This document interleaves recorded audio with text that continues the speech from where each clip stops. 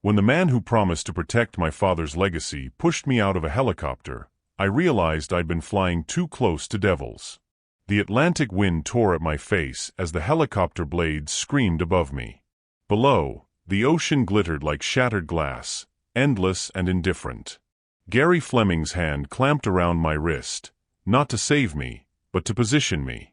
His voice, once smooth as silk in boardrooms, now cold as steel. You were never meant to have his empire, Christiana. Papers burst from the cabin like white birds fleeing a storm. My father's contracts. My inheritance. My life. Then he shoved. For a moment I was weightless, suspended between the world I knew and the abyss I was falling toward. The roar of the blades faded. The helicopter shrunk to a black dot against the sun. My last thought before I hit the water wasn't fear. It was certainty. My father didn't die in an accident. He was murdered, and I'm next. But before I tell you how I survived that fall, you need to understand how I got here. How the man my father trusted with his fortune became my executioner. My name is Christiana Butler. I am the only daughter of Charles Butler, a man who built an empire from concrete and vision. London, New York, India. His name was carved into skylines across 3 continents. Real estate wasn't just his business. It was his language, his legacy, his love letter to a daughter he raised alone after my mother's death when I was 9. Growing up, I was his jewel and his shadow. Private schools. Chauffeurs.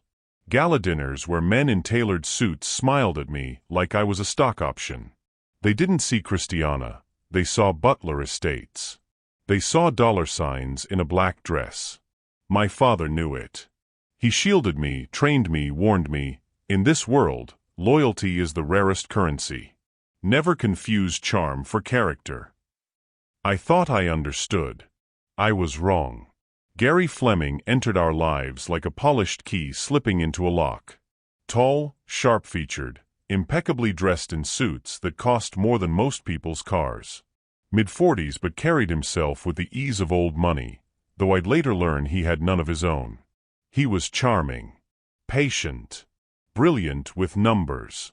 My father called him the best hedge fund mind in the business. At first, Gary was just Dad's partner. Fleming Capital managed portions of the Butler portfolio, turning properties into liquidity, liquidity into growth. They'd meet over whiskey in our London penthouse, laughing over market corrections and offshore strategies I barely understood. But I felt safe around him. He had a way of making you feel seen, asking about my graduate work, remembering details, offering advice that sounded like mentorship instead of manipulation. When my father died, cardiac event, the doctors said, Gary was the first to arrive at the hospital. The first to grip my hand at the funeral. The first to whisper, "Your father would want you to be strong. I'll help you carry this." And I let him. The first 6 months after the funeral, Gary was everywhere. Helpful. Steadying. He walked me through board meetings, explained trusts and offshore structures, suggested I consolidate assets under Fleming Capital for protection. He even fasted during Ramadan that year, showing up to our iftar dinners with flowers and respect. "Your father's empire is too big to manage alone, Christiana," he'd say. "Let me be your eyes where you can't see." I believed him. But empires built on trust collapse when the foundation is rotted. The cracks started small. A comment here, a pressure there. You need to move faster, Christiana. Markets don't wait for grief. Then, sign this. Your father would have. And finally, if you don't trust me, then you don't trust your father's judgment. One night, in his office aboard his yacht off the coast of Monaco, I found files I wasn't supposed to see. Ghost accounts. Transfers to shell companies I'd never heard of. Offshore routes that looped back to Fleming Capital. I confronted him. His smile didn't falter. "You're emotional, Christiana. Let me explain." But I saw it then, the flicker behind his eyes. Not warmth. Hunger. That weekend, he invited me on a business trip. Helicopter tour of offshore holdings along the Atlantic. Just you and me. Fresh perspective. I wore an off-shoulder black dress. Hair pulled tight. I wanted to look strong, poised. I wanted to believe this was still salvageable. But as we lifted off, Gary grew quiet. His hand on my wrist was no longer steadying. It was a shackle. "You ask too many questions, Christiana," he said, leaning close over the roar of the blades. "Your father made the same mistake." Before I could scream, his hands hit my shoulders. The world tilted. I fell. The ocean rushed up like a wall of glass, and I shattered against it. Darkness swallowed me. Cold crushed my lungs. My dress tangled around my legs like seaweed. For a moment, I thought it was over. But something in me, something furious, refused to die. I kicked, fought, clawed toward the light. When I broke the surface, gasping, choking, the helicopter was already a distant black speck against the sun. He thought I was dead. He was wrong. Heiress dead in Atlantic tragedy. The headlines screamed it. My face on every screen. Gary, dressed in black, standing outside Butler Estates, eyes red, voice breaking for the cameras. She was like a daughter to me. This is unbearable. I watched from a fisherman's shack on the coast of Portugal, salt still in my hair, rage burning hotter than the fever in my bones. He was already moving. Filing papers. Liquidating accounts. Merging Butler Estates with a shadow investor I'd never met, Maxwell Trent. My father's former security chief, Ethan Red, found me 3 days later. He didn't look surprised. "I knew your father didn't die of a heart attack," he said quietly. "And I knew Gary wouldn't stop with him." Ethan handed me a USB drive. "Your father recorded everything. He knew someone was coming for him. He just didn't know it would be the man he trusted most." I plugged it in. And I heard my father's voice, calm, deliberate, afraid. "If you're hearing this, Christiana, I'm already gone. But I've left you the truth. Gary Fleming is a pawn. The real enemy is Maxwell Trent. And they will come for you next." I closed the laptop. Looked at Ethan. "Then let them think I'm dead," I said. "Until I'm ready to bury them." But to understand how deep this conspiracy ran, how my father's empire became a trap, and how I would dismantle it piece by piece, you need to go back further. Back to the day my father built his first property. Back to the moment Maxwell Trent first whispered in his ear. And back to the lie that started it all. Before we go any further, let me just say, my beautiful family and friends, welcome back. If you're ready for another unforgettable story, do me a quick favor, hit that like button. Why? Because each like tells YouTube, this story is worth sharing with more people who might really need it today. Drop a comment below and let me know where you're watching from. I do read every single one, and it makes me feel like we're sitting together in the same room, sharing these moments heart to heart. And don't forget to share this video with someone you love. You never know, the story you share might be the encouragement they've been praying for. Most importantly, if you're new here, make sure to hit that subscribe button and turn on the notification bell. That way, you'll never miss a story when it drops. This isn't just a channel, it's a family. And when you engage, you're helping us build a safe space where real stories bring real hope. Now, let's begin. They buried me 3 days after I hit the water. Well, not me exactly. There was no body. Just an empty casket draped in white silk, surrounded by enough flowers to fill a greenhouse. Lilies. Roses. Orchids flown in from 3 continents. The kind of funeral only money can buy, and only grief can justify. I watched it all from across the street. Hidden behind oversized sunglasses and a gray headscarf I'd borrowed from Maria, the fisherman's wife who pulled me half dead from the rocks. My legs still ached. My ribs screamed with every breath. But I had to see it. I had to see him. The Butler Estate Gardens had been transformed into a public theater of mourning. News vans lined the iron gates. Cameras perched on tripods like vultures. Reporters in sharp blazers spoke into microphones, their voices low and reverent. Christiana Butler, heiress to the Butler real estate empire, tragically lost in a helicopter accident over the Atlantic. Authorities say her body has not been recovered, but hopes of survival are fading. Her father, Charles Butler, who passed just 8 months ago, would have been devastated. I clenched my fists so hard my nails drew blood. Accident. They kept using that word. Accident. As if the hands that shoved me were invisible. As if gravity alone was to blame. Inside the estate, under a white canopy strung with lights, the mourners gathered. Politicians. Investors. Socialites in black Chanel and crocodile tears. They sipped champagne, and whispered about market impacts and inheritance law. And at the center of it all, standing beside my empty casket with his head bowed and his shoulders shaking, Gary Fleming. He looked broken. Expensive black suit. Silk tie. His eyes red-rimmed, his jaw tight as if holding back a sob. Every few minutes someone would approach, grip his hand, pull him into an embrace, and he would nod, murmur something gracious, wipe at his eyes. The performance was flawless. I wanted to scream. A woman in a navy dress stepped up to the microphone. I recognized her, Dame Patricia Okonkwo, a longtime friend of my father's and a board member of Butler Estates. Her voice wavered as she spoke. Charles Butler was a giant. A visionary. A man who built something lasting, not just in steel and glass, but in the lives he touched. She paused, dabbing at her eyes. And Christiana, his beloved daughter, was the embodiment of that legacy. Brilliant. Kind. Destined for greatness. Her voice cracked.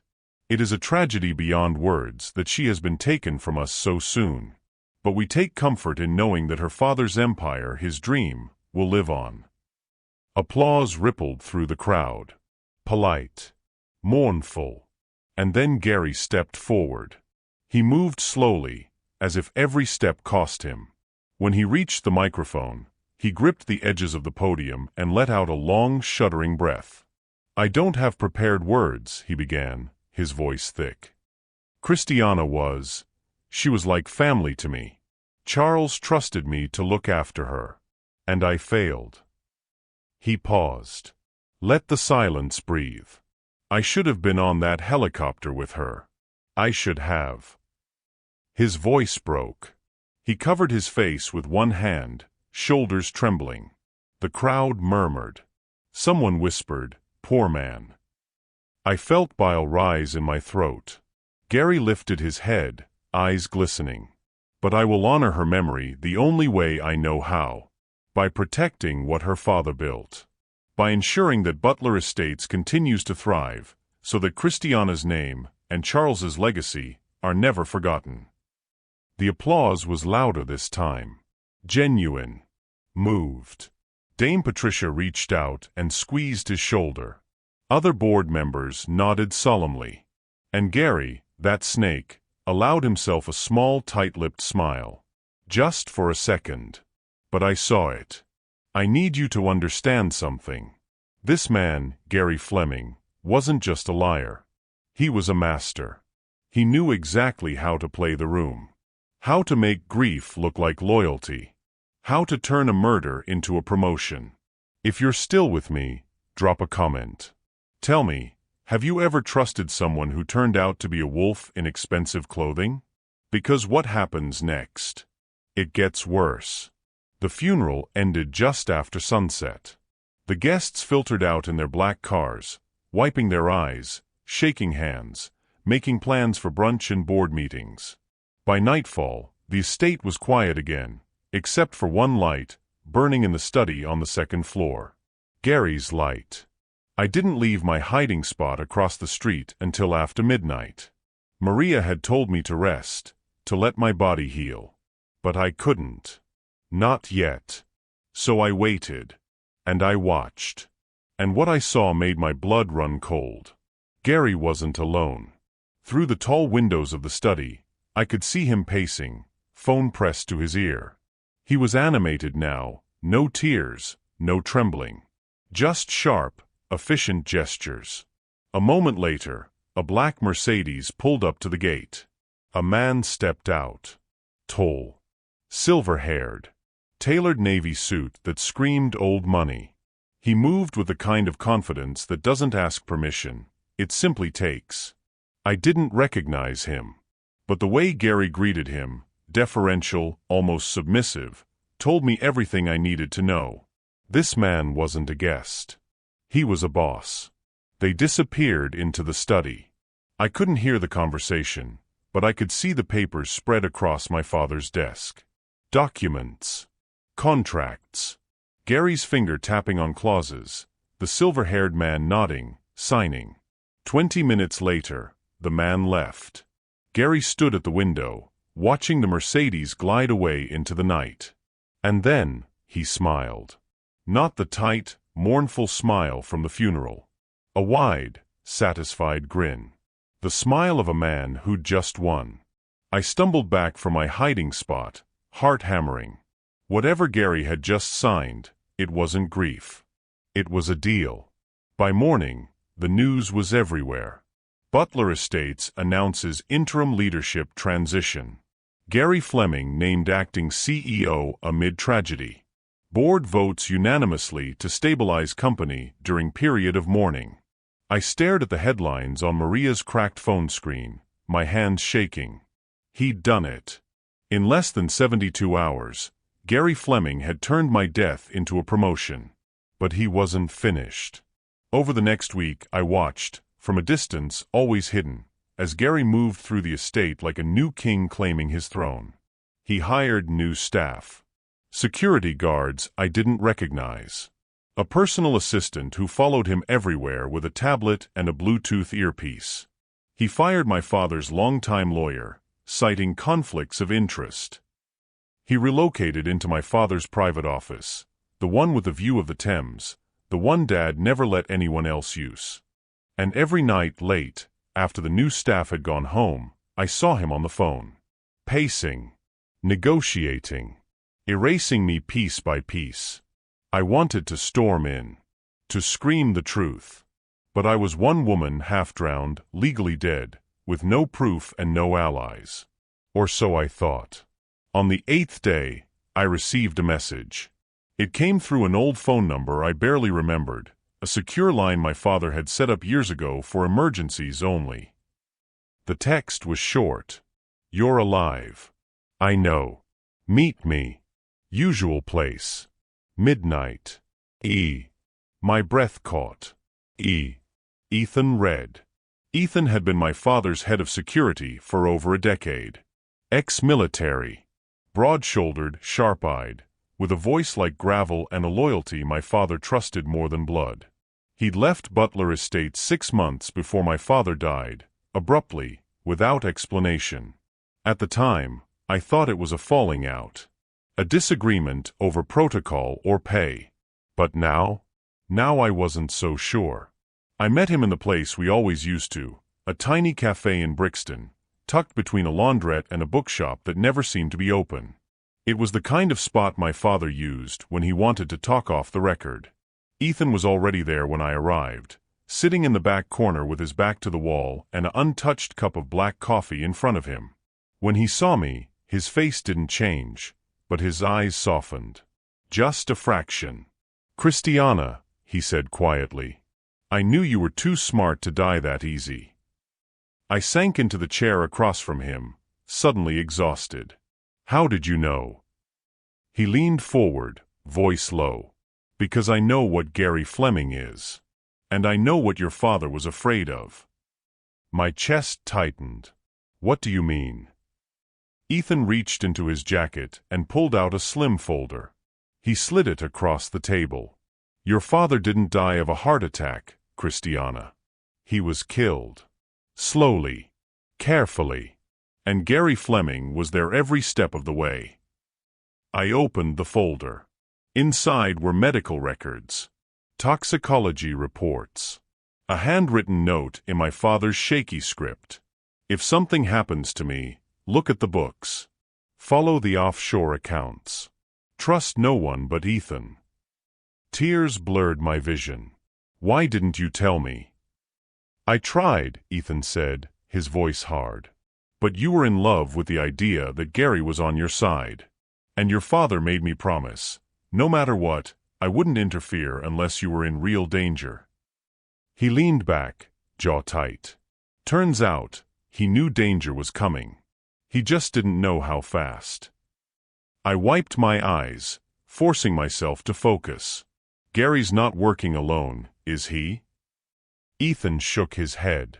No. There's someone behind him. Someone bigger. I don't have a name yet, but I have a trail. He tapped the folder. Offshore shells. Hedge fund routes. Payments that don't make sense unless you're laundering something. Your father was starting to figure it out. That's why they killed him. And that's why Gary tried to kill me. Exactly. I sat back, mind racing. So what do we do?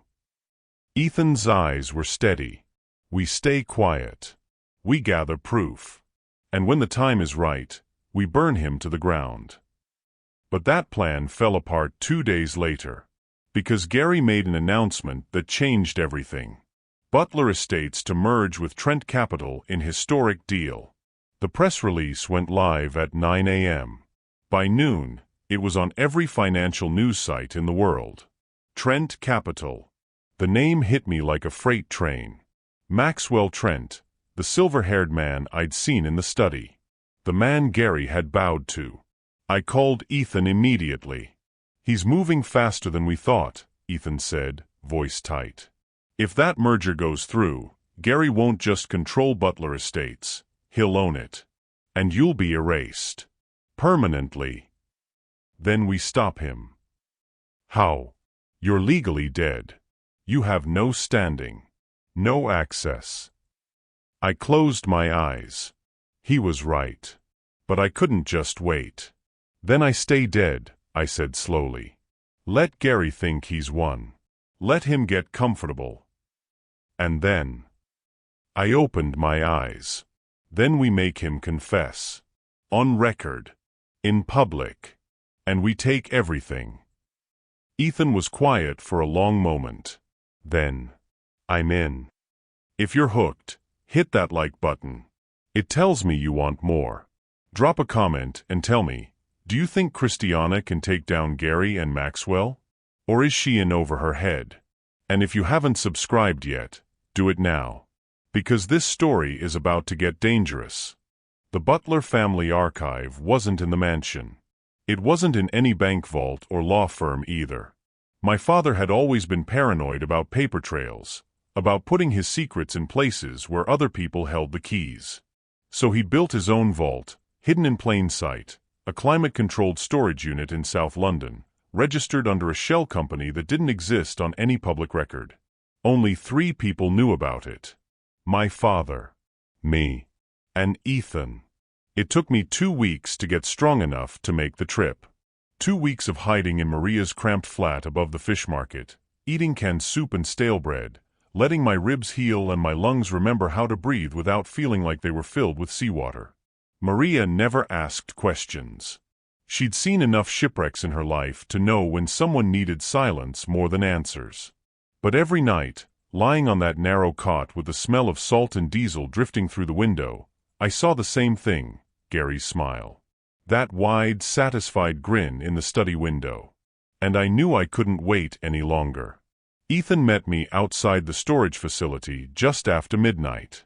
He handed me a black duffel bag without a word, bolt cutters, a flashlight, gloves, and a laptop with enough processing power to crack military-grade encryption. He didn't ask if I was ready. He just nodded toward the gate and said what my father used to say before every high-stakes deal. Let's see what the numbers tell us. The archive was in Unit 347, tucked in the back corner of the 3rd floor. No cameras on this level. My father had made sure of that years ago with a quiet donation to the facility manager's retirement fund. I punched in the 6-digit code. The lock beeped. The door rolled open. and I stepped into my father's hidden mind. Rows of filing cabinets, bankers' boxes stacked to the ceiling, hard drives in static-proof bags, leather binders labeled by year, by property, by deal. This wasn't just an archive, it was a fortress of information. Every contract he'd ever signed, every partner he'd ever vetted, every risk he'd ever calculated. My father didn't trust memory. He trusted documentation. And somewhere in this room was the proof I needed. Ethan moved efficiently, pulling boxes, cross-referencing dates. I went straight to the safe, a small old-fashioned floor model hidden behind a false panel my father had shown me when I turned 18. "If anything ever happens to me," he'd said, his voice uncharacteristically quiet, "you go here first. Not the lawyers. Not the accountants. Here." At the time, I thought he was being dramatic. Now I understood. He'd known someone was coming for him. He just hadn't known it would be the man sitting at his right hand. I spun the combination, my mother's birthday reversed, and the safe clicked open. Inside, 3 items. A USB drive in a clear case. An encrypted laptop, older model, no internet capability. And a handwritten note on Butler Estate's letterhead, dated 2 weeks before my father's death. The note was short. Just 4 lines in my father's sharp, slanted script. "Christiana, if you're reading this, I'm gone. Gary isn't working alone. Follow the money. The answer is in the ghost accounts. Trust Ethan. Trust no one else. Dad." My hands shook as I read it. He'd known. He'd known, and he'd tried to leave me breadcrumbs. But I'd been too blind, too naive, too trusting to see the wolves circling. Ethan appeared at my shoulder, reading over me. He didn't say anything. Just placed a hand on my shoulder, solid grounding, and squeezed once. Then he nodded toward the laptop. "Let's see what he left you." The laptop took 4 tries to boot. When it finally came to life, the desktop was empty except for a single folder labeled Ledger, Eyes Only. Inside were spreadsheets. Hundreds of them. Account numbers. Transfer dates. Offshore routing codes. Shell company names that sounded like they'd been pulled from a random word generator. Crescent Holdings. Pembroke Ventures. Silverline Capital Group. At first glance, it looked like standard corporate structure, the kind of layered entities my father used to minimize tax exposure and protect assets. But as I scrolled deeper, patterns started to emerge. Transfers that didn't match any deal I knew about. Payments flowing out of Butler Estates and into hedge fund vehicles I'd never heard of. And one name, repeated over and over in the routing notes. Fleming Capital. I opened the USB drive next. It contained audio files. Dozens of them. All dated within the last year of my father's life. I clicked on the first one. My father's voice filled the small room, recorded in what sounded like his private office. He was calm, but there was an edge beneath the words, something tight and tired. "This is Charles Butler. Date, March 14th. I'm recording this because I no longer trust the people closest to me." A pause. The sound of ice clinking in a glass. Gary Fleming has been siphoning funds from the European property acquisitions for at least 18 months. Small amounts at first, under the audit threshold. But it's escalating. He's routing the money through shell companies registered in the Caymans, then back into a hedge fund vehicle he controls. Another pause. I confronted him yesterday. He denied it. Said I was getting paranoid in my old age. But I've run the numbers 3 times. The money is gone. And Gary is the only one with access. My father's voice dropped lower. I'm going to give him one more chance to come clean. But if he doesn't, I'll have no choice but to remove him from the company. And if I do that, I need to be prepared for retaliation. The recording ended. I sat back, chest tight. My father had confronted Gary. And weeks later, he was dead. Ethan was already pulling up the second file when I noticed something in the spreadsheet. A note buried in the metadata of one of the transfers. Just 2 words, typed in red. Trent Capital. I clicked on it. A memo appeared, an internal document, never sent, written by my father and saved to the USB. It read, "Gary is a pawn. The real operator is Maxwell Trent. Trent's been buying distressed properties across 3 continents using leveraged hedge fund structures, then engineering financial accidents to force sellers into panic liquidation. Butler Estates is his next target. He's using Gary to destabilize from the inside. If I die unexpectedly, assume Trent is involved." I read it twice, then a third time. Maxwell Trent. The silver-haired man in the study. The man Gary bowed to. Ethan leaned over, scanning the memo. When he finished, his jaw was set like stone. I've heard that name before. Trent Capital. They're whispered about in financial circles, never publicly, always off the record. People say Maxwell Trent doesn't buy companies. He dismantles them.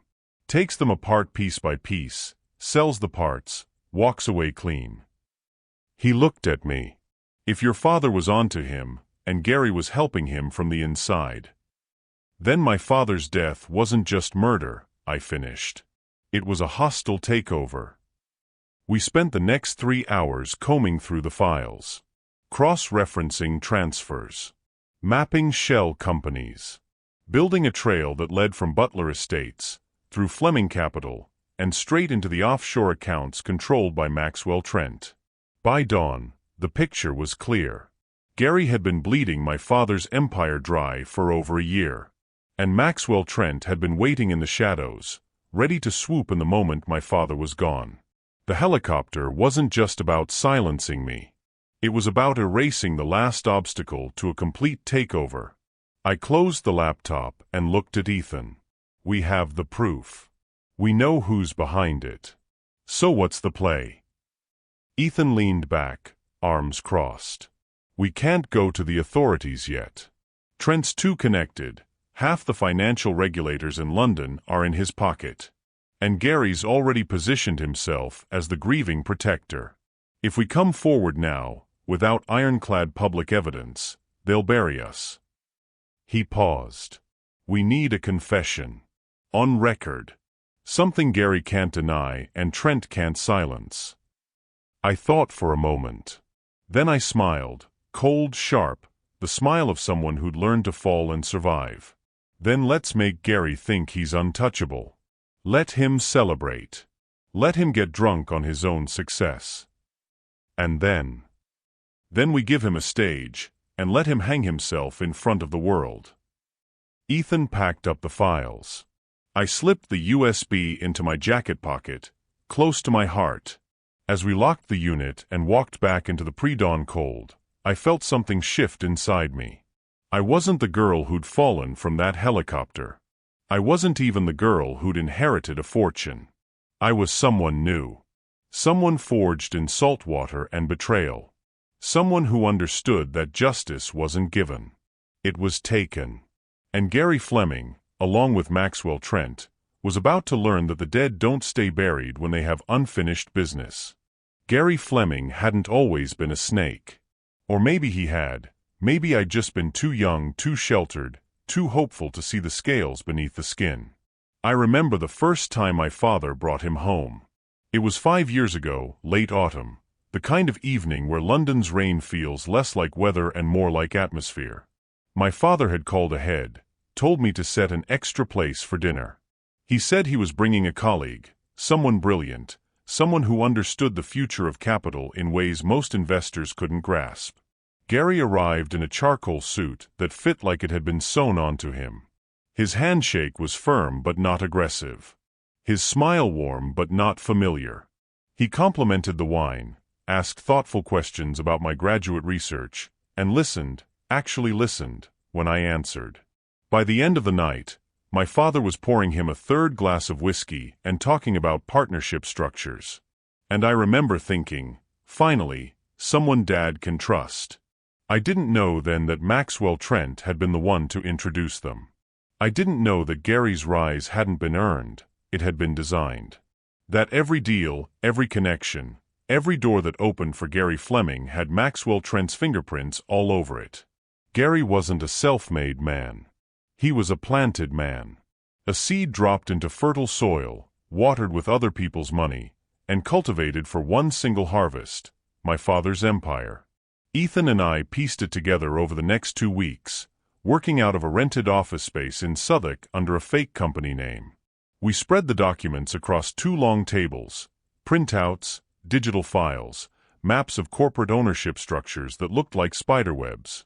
Ethan traced Gary's career backward, year by year. Before Butler Estates, Gary had worked for a mid-tier investment firm in Geneva.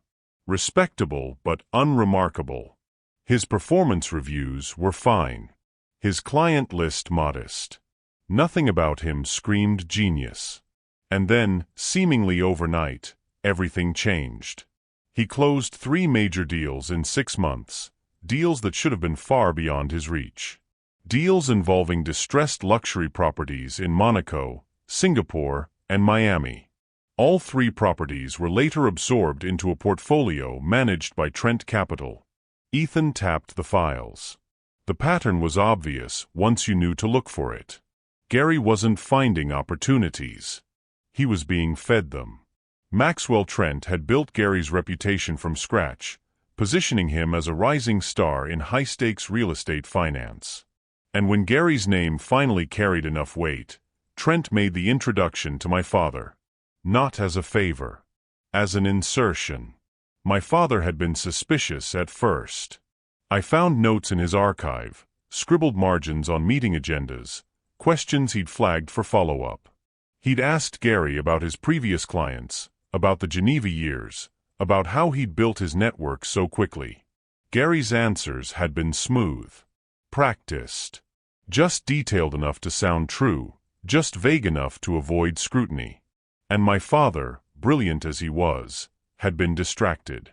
My mother had just died. The company was expanding into West Africa.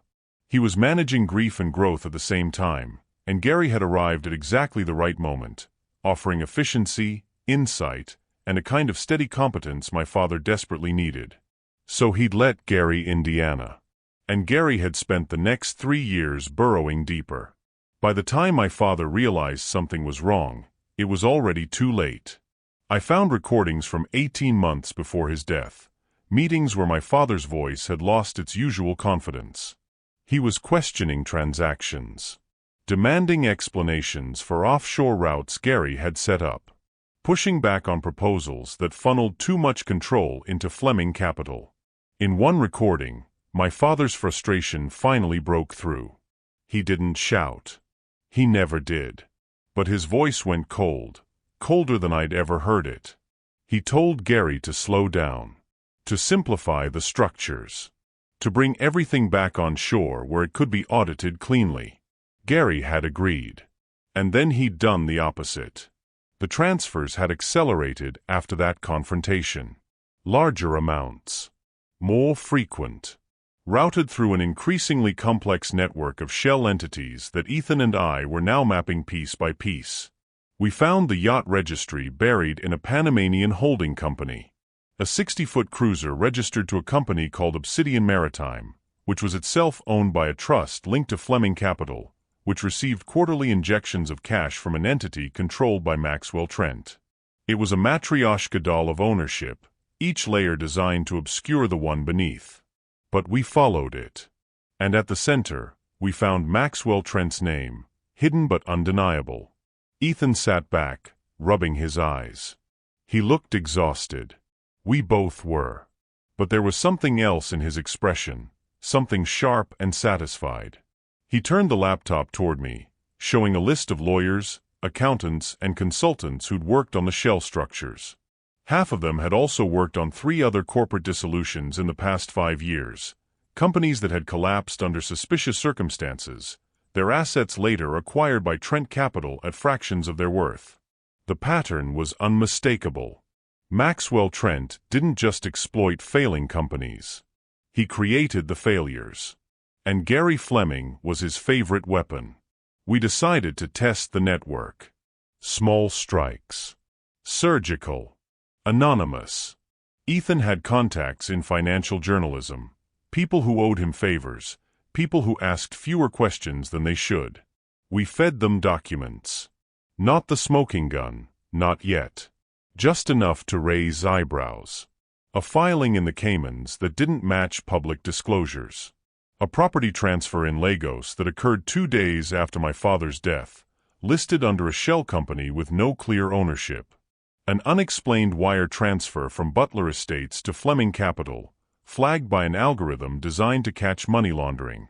Each leak was small, deniable, but deliberate. Gary's response came within 48 hours. He issued a public statement through Butler Estates' communications team. Calm. Professional.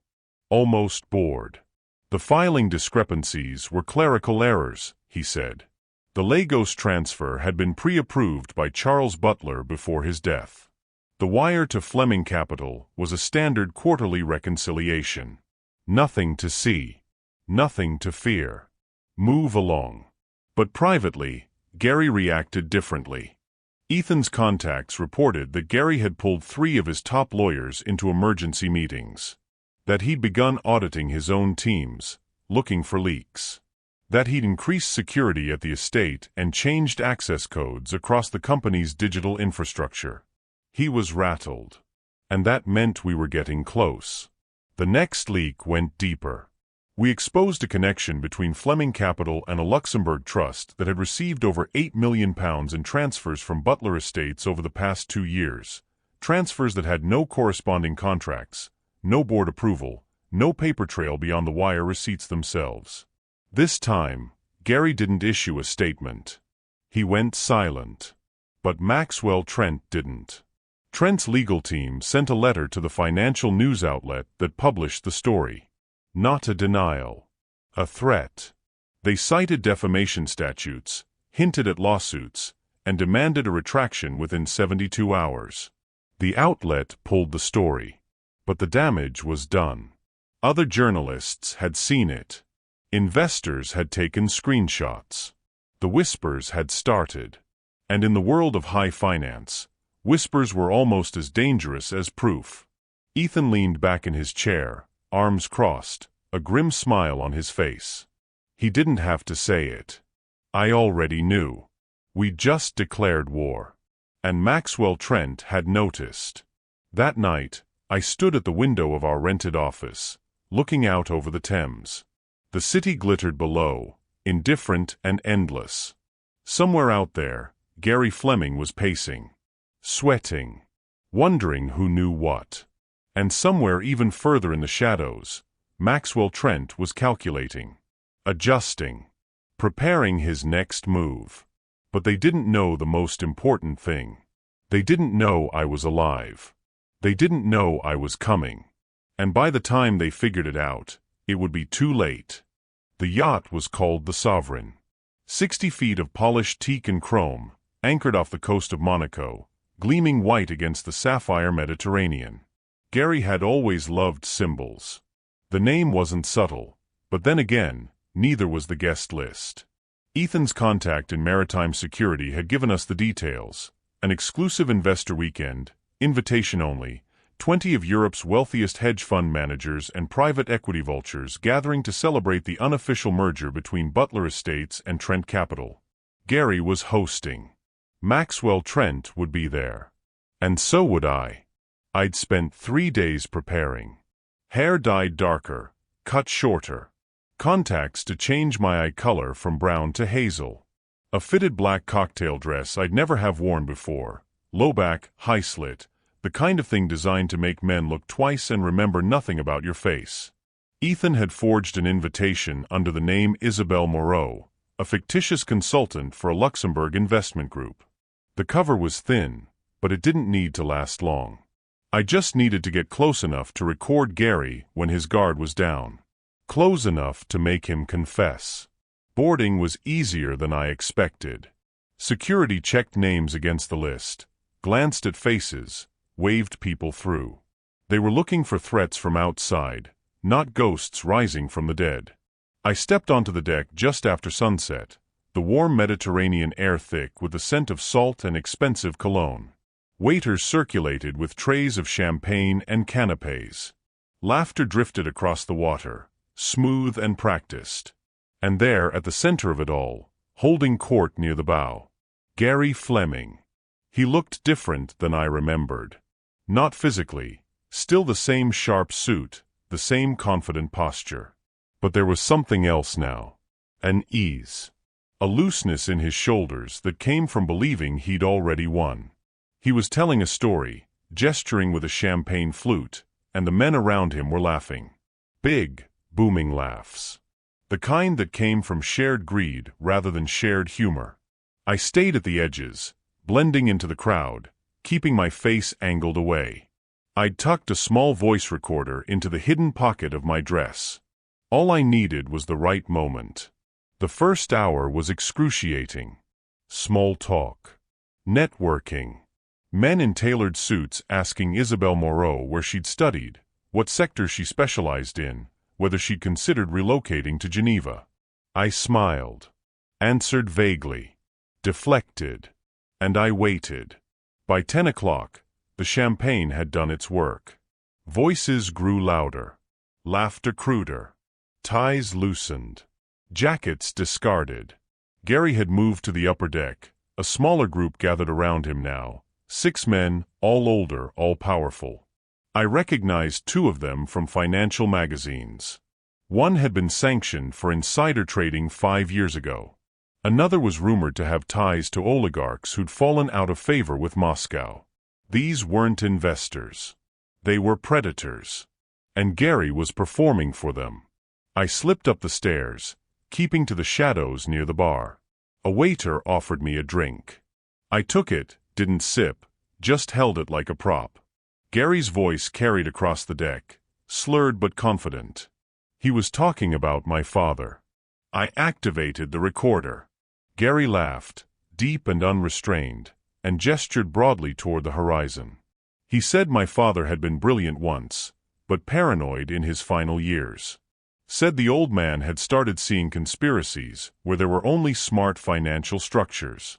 Said he tried to warn him, tried to modernize the approach, but Charles Butler had been too stubborn, too stuck in his old world thinking.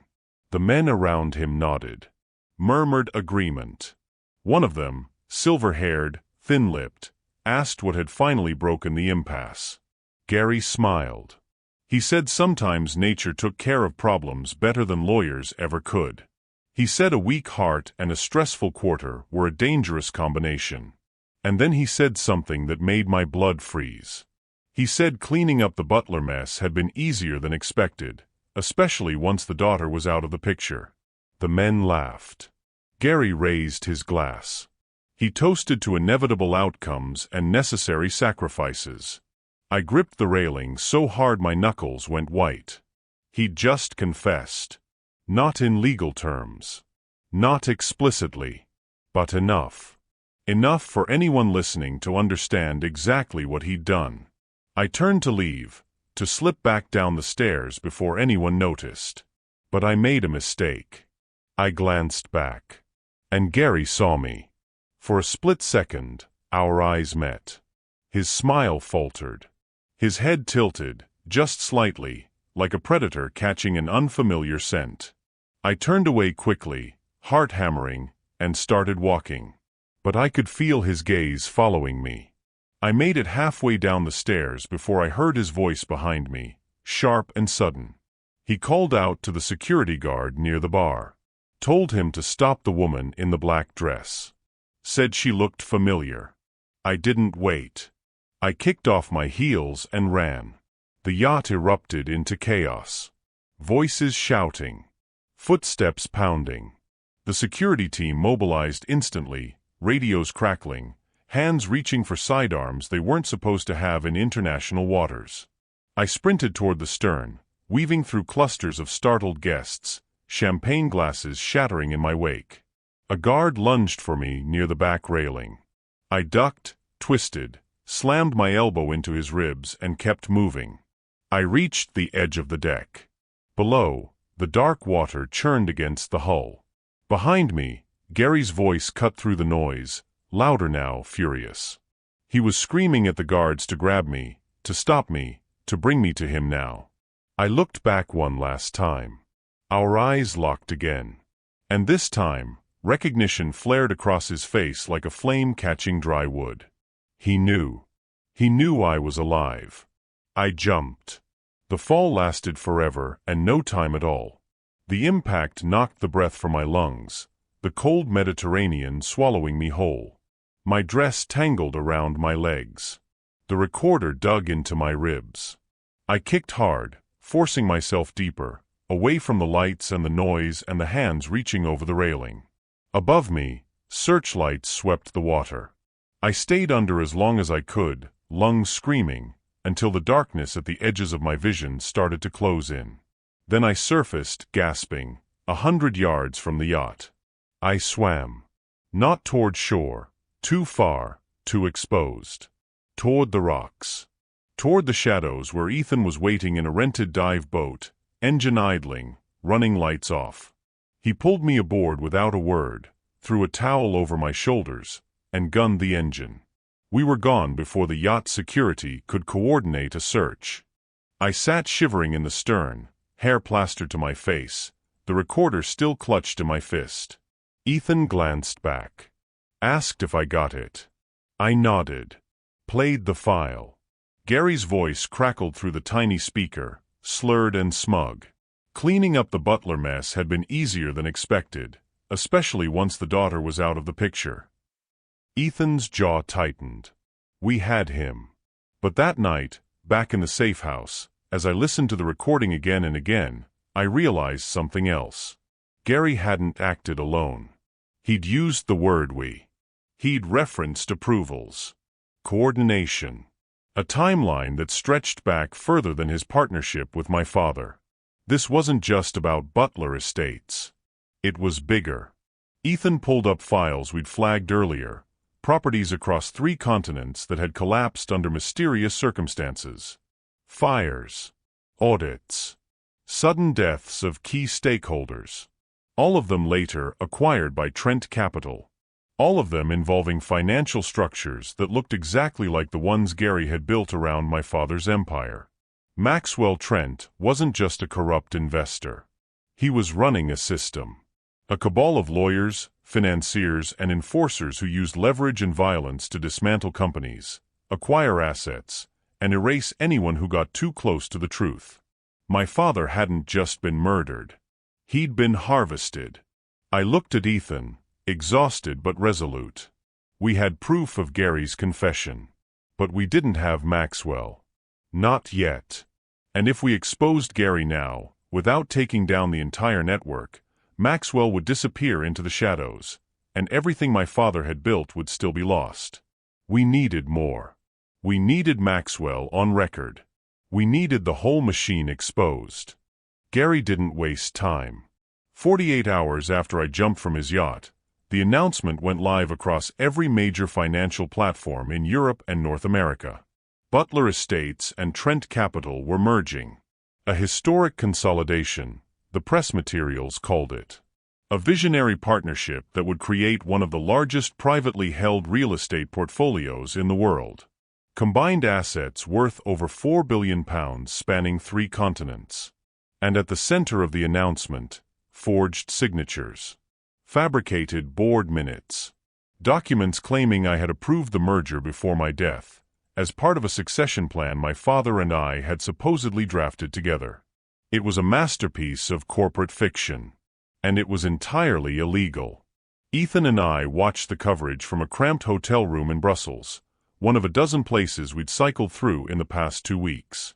We'd stopped staying anywhere longer than 3 nights. Stopped using the same routes twice. Stopped trusting anyone we hadn't known for years. Because the moment Gary recognized me on that yacht, everything had changed. We weren't just gathering evidence anymore. We were being hunted. Maxwell Trent moved like a man who didn't believe in loose ends. Within days of the merger announcement, his legal teams fanned out across London, Monaco, and Lagos. They filed injunctions against financial outlets that had published our earlier leaks. They threatened lawsuits. They deployed private investigators to track down sources. But Maxwell didn't just use lawyers. He used ghosts. Ethan's contacts started going quiet. The journalist in Geneva who'd published the Luxembourg trust story stopped answering calls. A forensic accountant in Lagos who'd helped us trace shell companies suddenly left the country without notice. A maritime security consultant who'd provided intel on Gary's yacht canceled our next meeting and disappeared from his usual channels.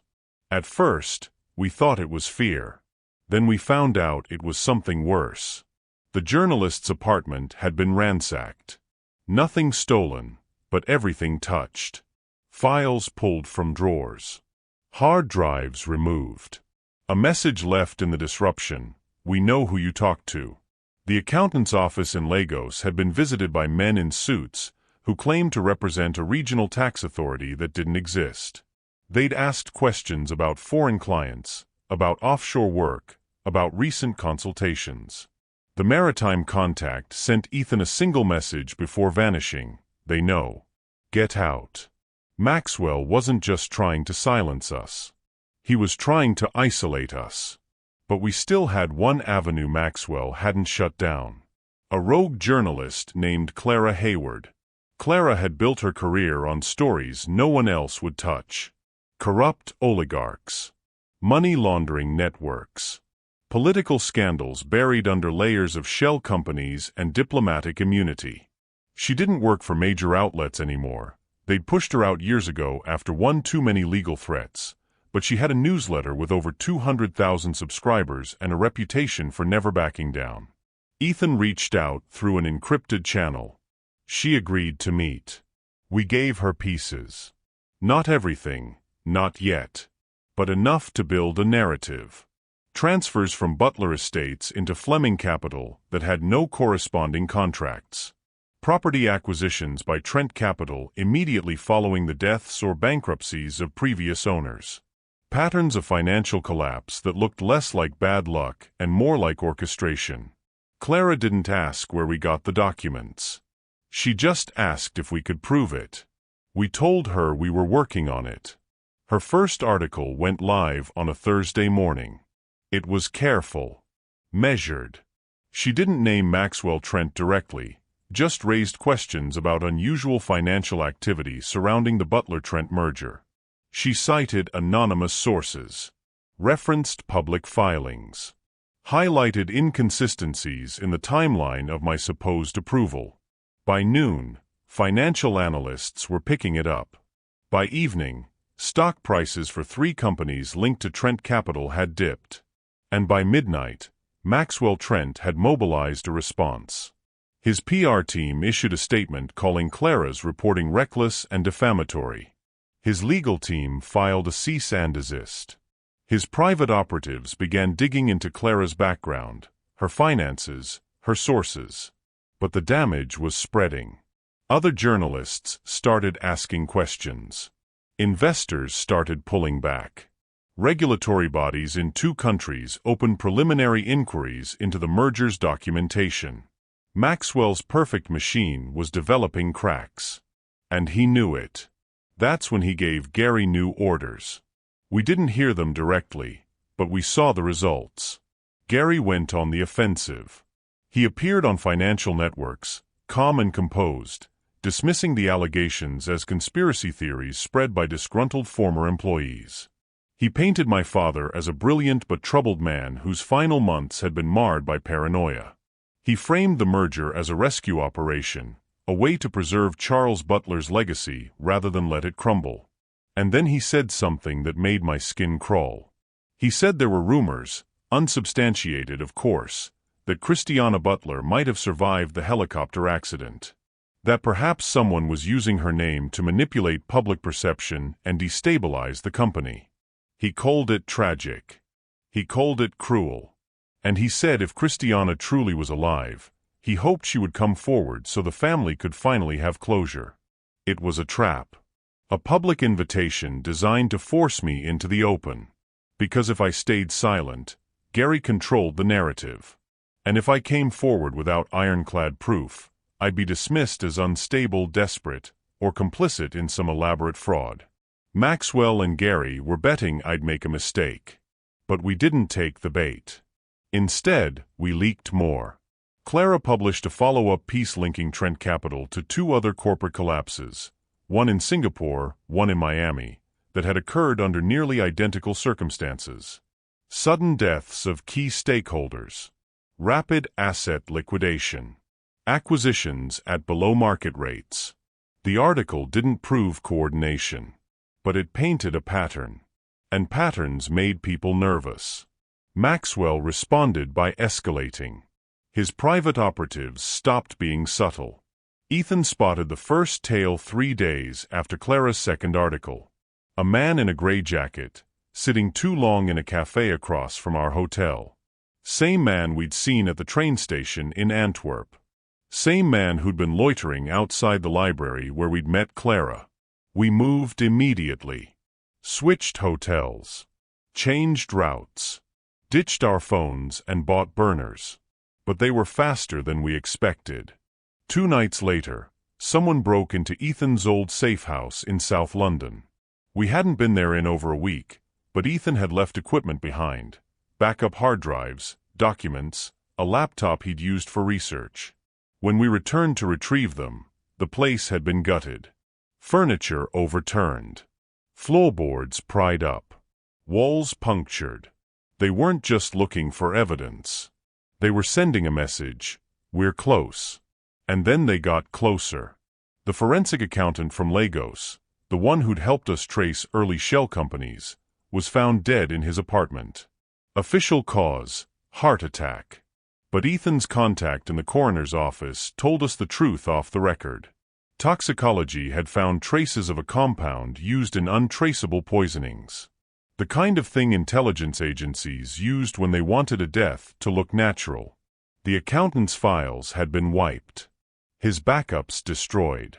And anyone who might have known what he'd told us was now too terrified to talk. I sat in our latest hotel room, this one in Amsterdam, rain streaking the windows, and felt the weight of it settle over me. We'd drawn blood. But Maxwell had drawn it back.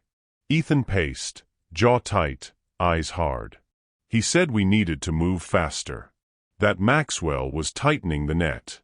That if we didn't expose him soon, we'd run out of allies, out of safe places, out of time. I agreed. But I also knew we only had one shot. If we went public with incomplete evidence, Maxwell would bury us under legal motions and character assassinations. We needed him on record. We needed him confessing, the way Gary had on the yacht. And there was only one place that would happen.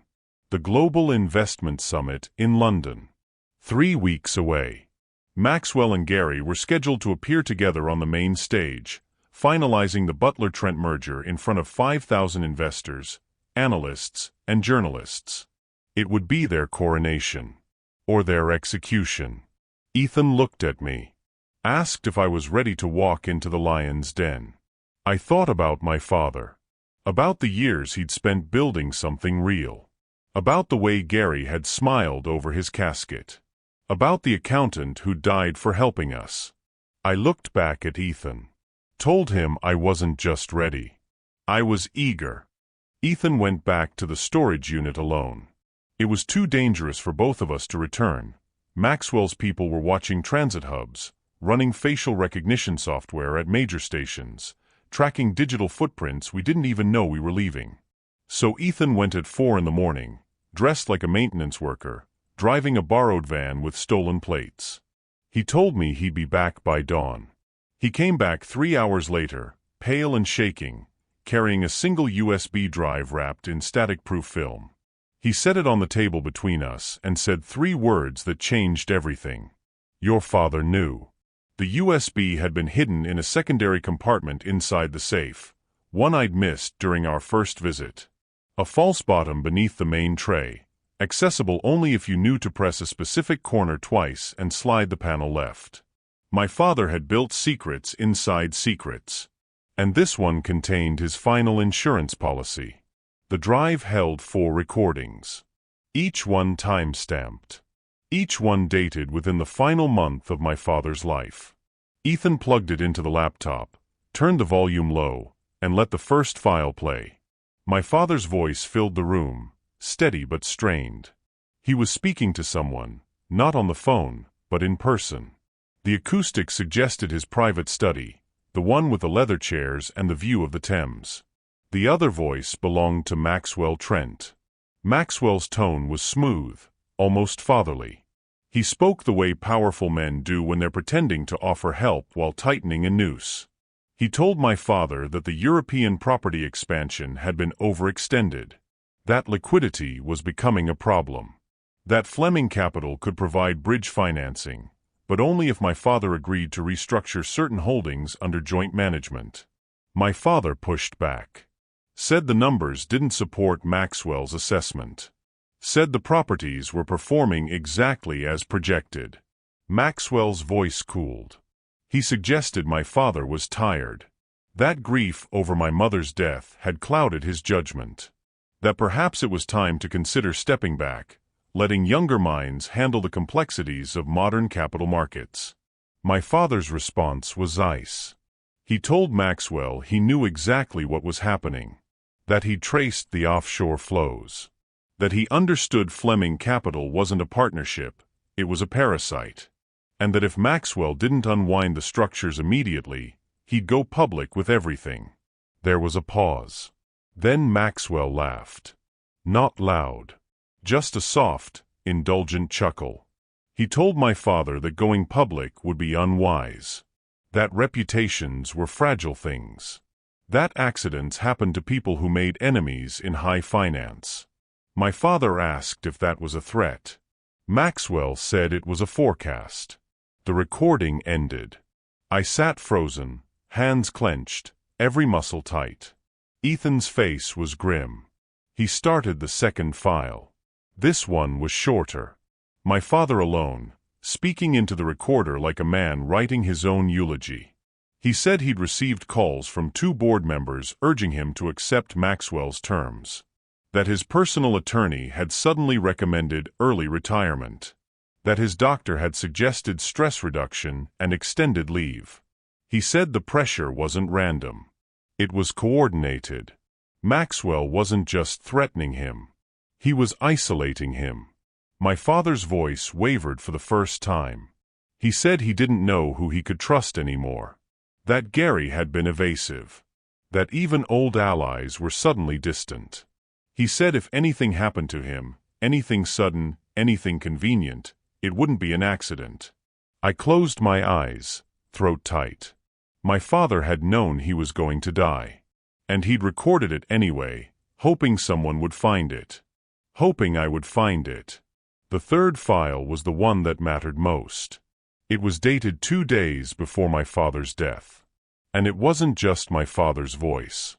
It was Gary and Maxwell, recorded during a meeting my father had secretly bugged. Gary sounded nervous. Agitated. He told Maxwell the old man was digging too deep. That he'd started pulling files, questioning transfers, threatening audits. Maxwell's voice was calm, almost bored. He told Gary to relax. That Charles Butler was a dying empire pretending to be a dynasty. That men like him always broke when the right pressure was applied. Gary asked what kind of pressure. Maxwell said the kind that looked natural. There was silence.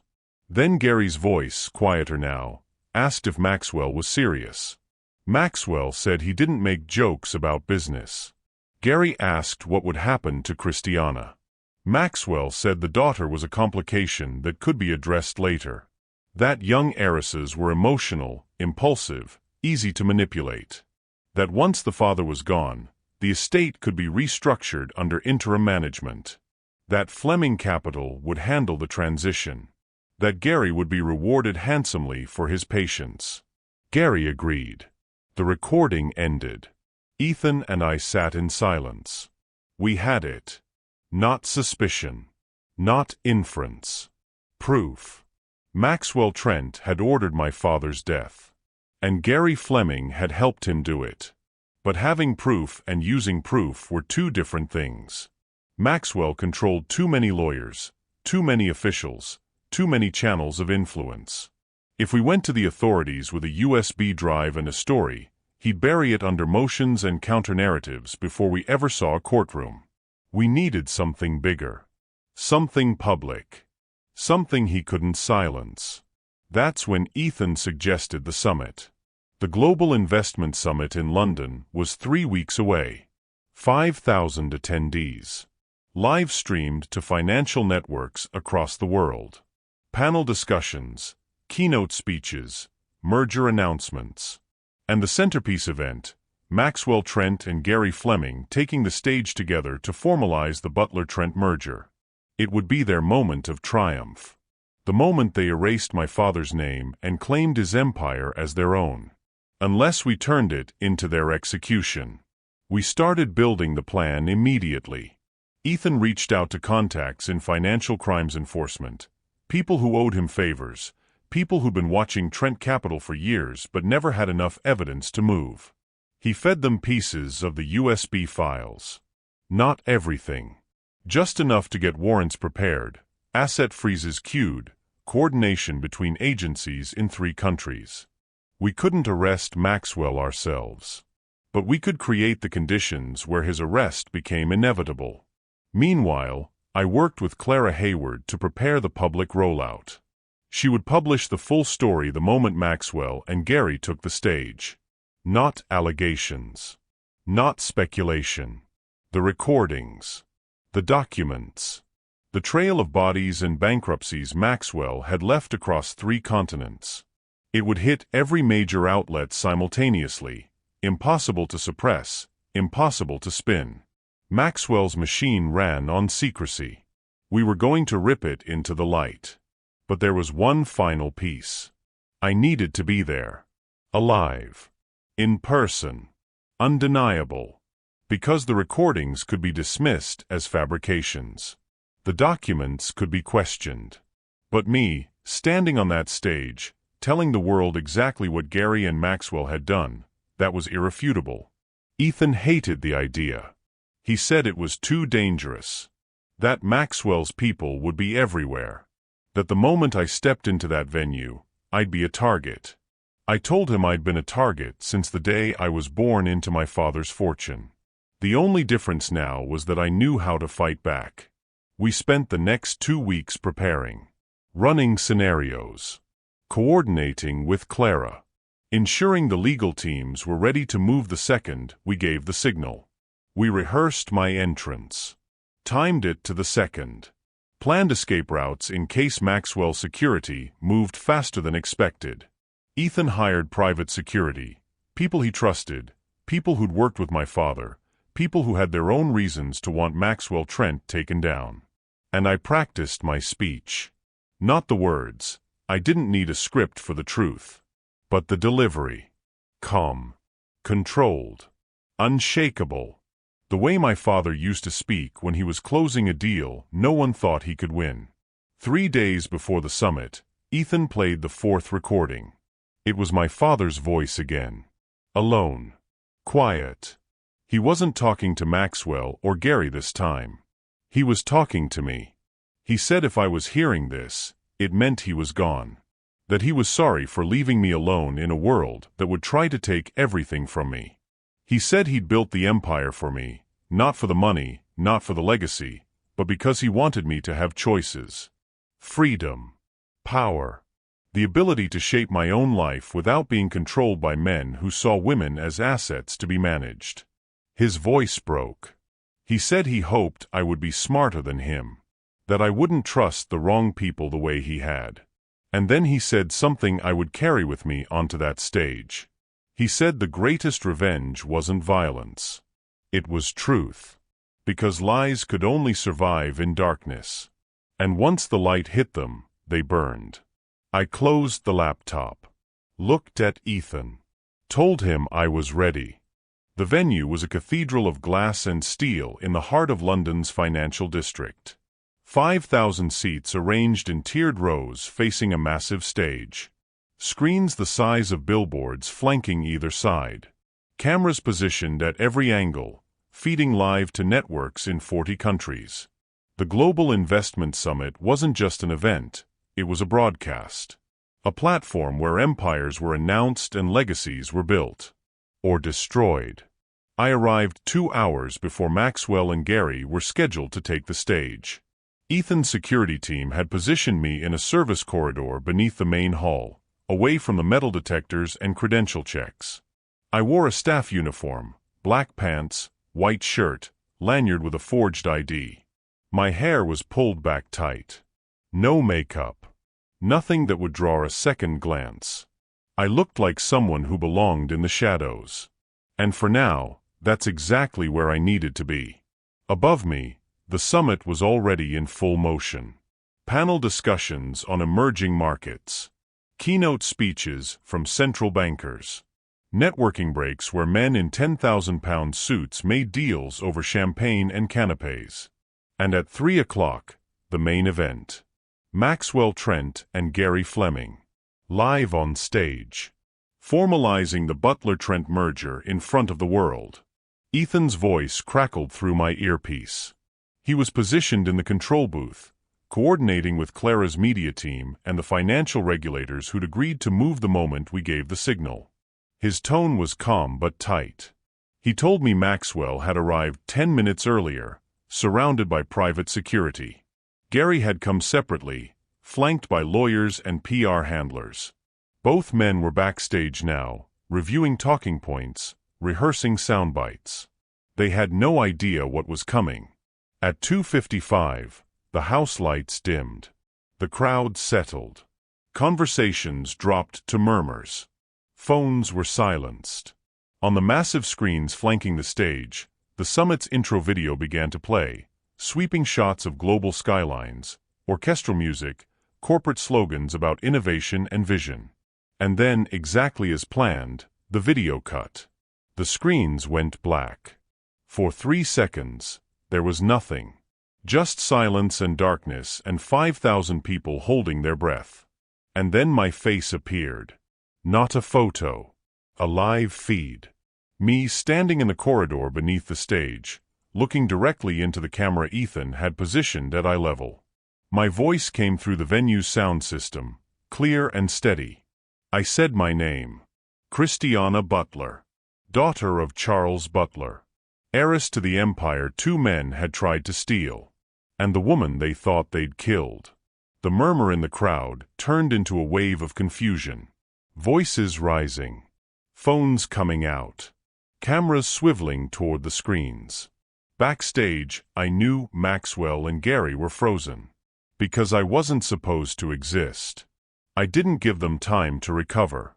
I told the audience that what they were about to witness wasn't a merger. It was a confession. And then I played the first recording. My father's voice filled the venue. Calm. Measured. Speaking to Maxwell Trent in his private study. The conversation where Maxwell had suggested my father was tired. Where he'd hinted that accidents happened to men who made enemies in high finance. The audience listened in stunned silence. And when the recording ended, I played the second one. Gary and Maxwell. 2 days before my father's death. Gary nervous. Maxwell cold. The discussion about pressure. About things that looked natural. About handling complications. About me. The venue erupted. Gasps. Shouts. Reporters rushing toward the stage. Security guards speaking urgently into radios. And then from the wings, Gary appeared. He didn't walk onto the stage. He stumbled. Face red. Eyes wild. Hands shaking. He shouted into the chaos, voice cracking, trying to regain control. He called it a hoax. A deep fake. A malicious fabrication by people trying to destroy his reputation. But his voice was drowned out by the third recording. Maxwell's voice again. Telling Gary that young heiresses were easy to manipulate. That the daughter could be addressed later. That once Charles Butler was gone, the empire would be theirs. Gary stopped mid-sentence. His face drained of color. He looked up at the screens, at my face staring back at him, and for the first time since I'd met him, I saw something real in his expression. Fear. That's when I walked onto the stage. The crowd went silent. Not the murmur of confusion, true, breathless silence. Because the woman they'd been told was dead was now standing in front of them, alive and undeniable. I stopped center stage, 10 feet from Gary, and looked directly at him. He took a step back. Hands up, shaking his head, mouth opening and closing like he couldn't find words. Behind him, Maxwell Trent emerged from the wings. Composed. Controlled. But his eyes, sharp and calculating, betrayed the hurricane spinning beneath the surface. Maxwell's voice cut through the silence, smooth as ever. He addressed the crowd, not me. Told them this was a tragic situation. That Christiana Butler had clearly suffered immense trauma. That her accusations were the result of grief and confusion. That the recordings were taken out of context. That legal teams would address everything in due course. He smiled. Thin. Cold. The smile of a man who believed he could still win. I let him finish. And then I spoke. I didn't shout. Didn't rage. I just told the truth. I told them how Gary had courted my trust after my father's death. How he'd manipulated me into signing over control. How he'd pushed me out of a helicopter over the Atlantic and left me to drown. I told them how my father had known he was being targeted. How he'd recorded everything. How he'd left me the proof because he knew Maxwell Trent and Gary Fleming would come for me next. And I told them that the recordings weren't out of context. They were a confession. Maxwell's smile vanished. He turned to his security team, snapping orders. But Ethan's people were faster. They moved in from the wings and the aisles. Private security, yes, but also plainclothes officers from the Financial Conduct Authority and Interpol agents who'd been coordinating with Ethan for 2 weeks. Maxwell's guards hesitated, hands moving toward weapons they couldn't draw in a room full of cameras. And in that hesitation, the trap snapped shut. Gary broke. He turned and ran. Not toward the wings, toward the back of the stage, toward an exit that didn't exist. He made it 5 steps before Ethan's team intercepted him. He screamed, thrashed. And then, in a moment of pure desperation, he reached into his jacket. The room exploded into chaos. Security swarmed. People in the front rows scattered. Cameras zoomed in. Gary pulled something from his jacket, not a gun but a phone, and hurled it at the nearest officer before collapsing to his knees, sobbing. The show was over. Maxwell didn't run. He stood perfectly still as the officers approached, hands loose at his sides, expression unreadable. When they told him he was being detained for questioning in connection with financial fraud and conspiracy to commit murder, he didn't resist. He just looked at me. One long, cold stare. And then he smiled again, smaller this time, almost respectful. As if to say, well played. The arrests happened live. Gary in handcuffs, still sobbing, being led off stage left. Maxwell in handcuffs, silent and composed, flanked by federal agents. Cameras capturing every second. Financial networks cutting to breaking news segments. Analysts scrambling to make sense of what they just witnessed. And me, standing alone at center stage, breathing hard, fists clenched, staring out at 5,000 faces. I'd done it. I'd exposed them. I'd burned the empire they tried to steal. But as the adrenaline faded and the reality settled in, I realized something else. Victory didn't feel like triumph. It felt like exhaustion. Ethan appeared at my side, hand on my shoulder, steady and grounding. He didn't say anything. He didn't need to. We walked off stage together, past the cameras, past the chaos, past the wreckage of 2 men who'd thought they were untouchable. And for the first time in months, I let myself breathe. The trials took 8 months. 8 months of courtrooms and depositions, of lawyers in expensive suits arguing over evidence that had already been broadcast to 40 countries. 8 months of watching Gary Fleming's face on television screens, hollow-eyed and broken, as prosecutors dismantled every lie he'd ever told. He pleaded guilty to conspiracy to commit murder, fraud, embezzlement, and attempted murder in the second degree. The judge sentenced him to life without the possibility of parole. When the gavel came down, Gary didn't react. He just sat there, shoulders slumped, staring at nothing. The man who'd once moved through boardrooms like a king now looked like exactly what he was, a pawn who'd outlived his usefulness. I watched from the gallery. Felt nothing. Not satisfaction. Not vindication. Just a hollow, echoing silence where rage used to live. Maxwell Trent's trial was different. He fought every charge. Hired the best legal team money could buy. Challenged evidence. Delayed proceedings. Filed motions that dragged the process through multiple jurisdictions. But the recordings didn't lie. The financial trails didn't lie. And the 3 other families who came forward, families who'd lost fathers, brothers, companies to Maxwell's machine, they didn't lie either. In the end, Maxwell was convicted on 12 counts, including conspiracy to commit murder, racketeering, and orchestrating a transnational financial fraud network. The judge sentenced him to 35 years. Given his age, it was a life sentence by another name. When they led him out of the courtroom, Maxwell looked back at me one last time. Not with hatred. With something closer to curiosity. As if he still couldn't quite figure out how a young woman he'd tried to erase had managed to dismantle everything he'd built. But convicting Maxwell and Gary didn't mean the network died with them. Trent Capital collapsed within weeks of the verdict, its assets frozen, its subsidiaries liquidated. Investigators found connections to shell companies in 17 countries. Bank accounts in the Caymans, Luxembourg, Singapore. Properties purchased through layers of obfuscation, so thick it would take years to untangle. And the people who'd helped him, the lawyers, the accountants, the silent partners who'd profited from his machine, most of them slithered away. A few were charged. Most weren't. They'd been careful. Compartmentalized. Insulated by just enough plausible deniability to avoid prosecution. They disappeared into new firms, new cities, new schemes. And that, I learned, was how power really worked.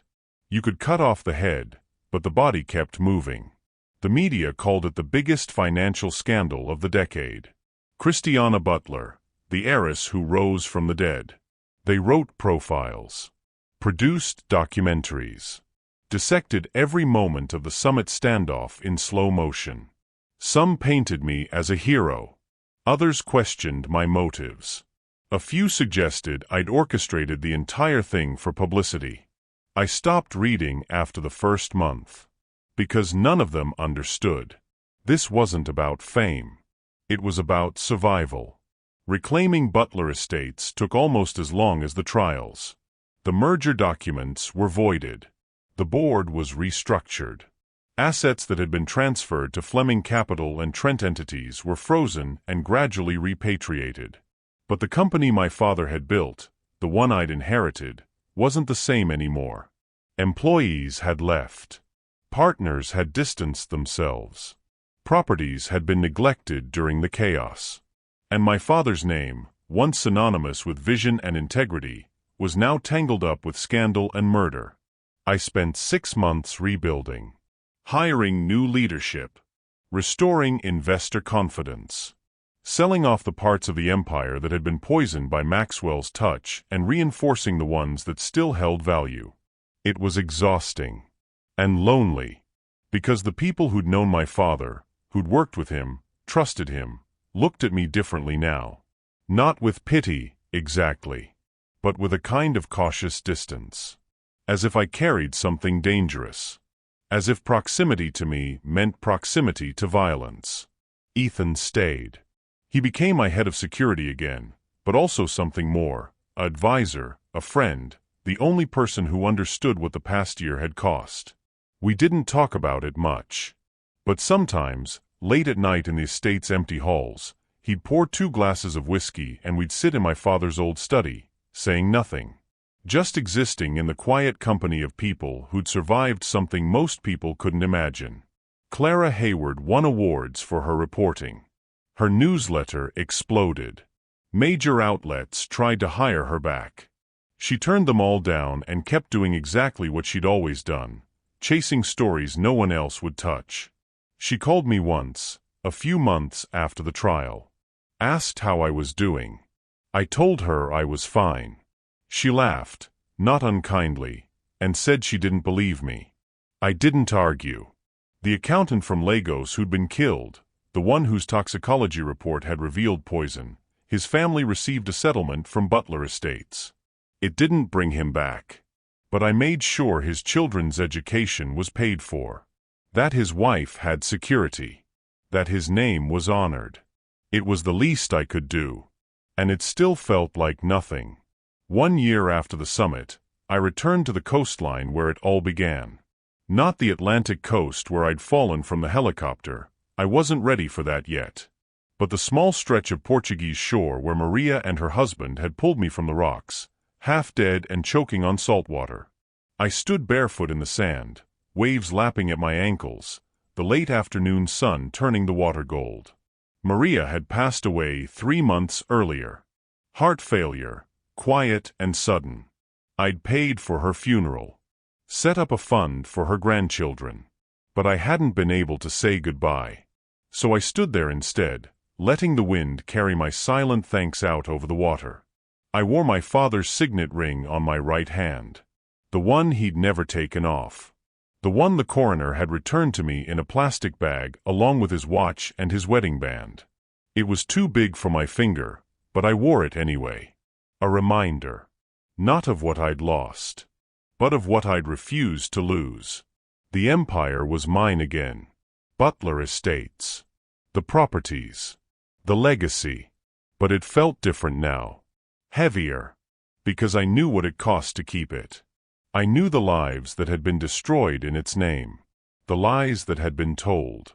The blood that had been spilled. And I knew I could never look at wealth the same way again. Justice had been done. Gary was in prison. Maxwell was in prison. The network had been exposed. But peace? Peace was still distant. Still something I was learning to reach for. I thought about my father often. Wondered if he'd be proud of what I'd done. Or disappointed that it had come to this. Wondered if he'd known, when he recorded those final messages, that his daughter would have to become someone harder, sharper, colder than the girl he'd raised. I hoped he understood. I hoped he knew I'd done it for him. But I'd also done it for me. Because I'd learned something in the year since I hit the water. Survival wasn't passive. It wasn't waiting to be saved or hoping justice would find you. Survival was active. It was choosing to rise when the world expected you to drown. It was refusing to be erased. I turned away from the ocean and walked back toward the road, where Ethan was waiting beside the car. He didn't ask if I was okay. He just opened the door. I climbed in. And as we drove away from the coast, I felt something shift. Not closure, but resolve. The empire my father built would continue, but it would be different now. Built on truth, not shadows. On accountability, not exploitation. On the understanding that wealth without integrity was just another kind of poverty. I didn't know if I could change the system, but I could change this corner of it. And maybe that was enough. Money had built their empire.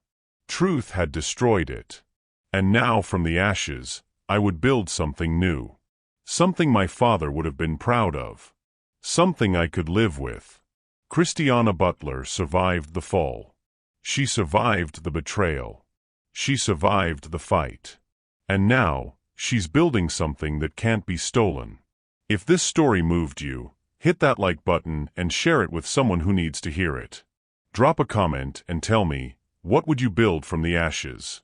And if you're new here, subscribe. Because every story we tell here is about people who refuse to stay down. Thank you for walking this journey with me. I'll see you in the next one.